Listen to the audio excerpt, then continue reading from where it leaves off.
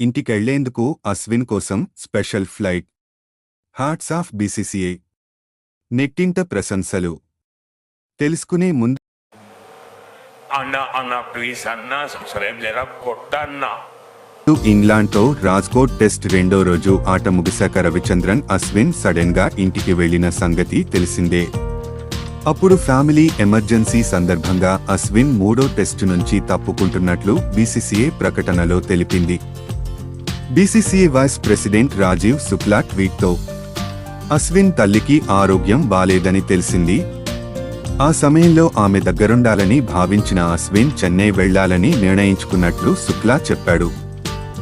ఆస్పత్రిలో చేరిన తన తల్లిని పరామర్శించిన అశ్విన్ ఆమె కోలుకుందని తెలిసిన వెంటనే రాజ్కోట్ పయనమయ్యాడు. ఆట 4వ రోజు టీ బ్రేక్ సమయంలో జట్టుతో చేరాడు. అశ్విన్ చెన్నైకి వెళ్లేందుకు బీసీసీఐ స్పెషల్ ఫ్లైట్ ఏర్పాటు చేసిందంట.